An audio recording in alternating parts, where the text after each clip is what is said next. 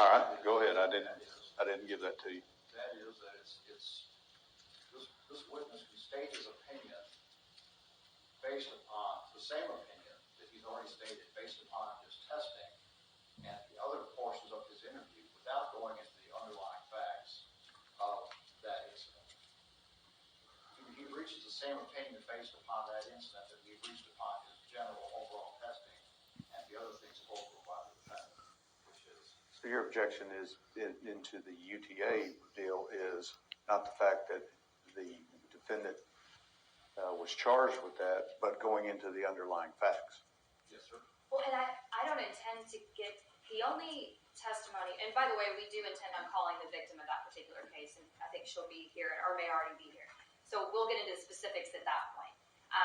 But as far as specifics, I mean, it is the information that the defendant told him, and it's part of what he was asking and trying to clarify on as far as what the results of the personality traits were, his minimization and flippant.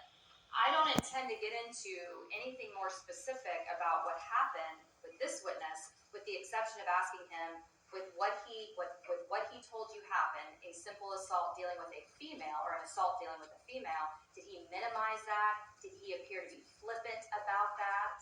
And did he appear to indicate that she was also being flirtatious with him, which is consistent with why he believes it to be flippant and minimization of it.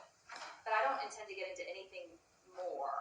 I'll let you ask very general questions in regard to Dr. Clayton's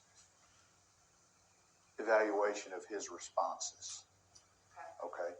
I don't want him getting into the underlying facts because he's not a fact witness in regard to that charge. You have a further objection. So your objection would be overruled.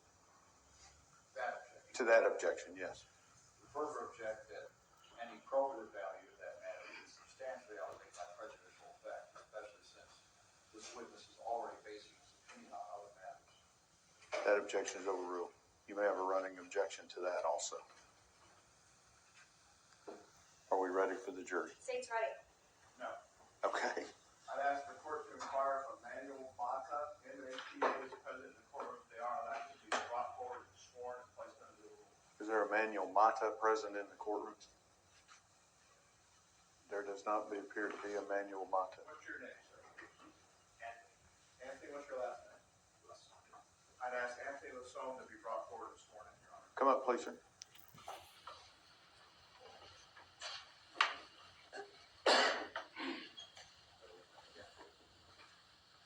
No, I need to swear him. Yeah. Oh, I see. Okay.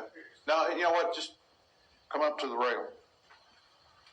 Just stand right there. Raise your right hand for me. Solemnly swear or affirm testimony given this cause to be the truth, whole truth, and nothing but the truth, so help you God? Would you tell me your first and last name and spell it for my court reporter, please? Anthony Lasone, A-N-T-H-O-N-Y. Last name is Lasone, L-A-Z-O-N. You have been sworn as a witness in this case, and there is a rule of procedure in effect that says that you cannot be in court while you're testifying, unless you're testifying. You're not to discuss this case with anyone else in anticipating of you being called as a witness. So if you'll remain outside in the hallway and do not talk to anybody out in the hallway, do you understand? All right, thank you very much. 1 second, on that. Sure.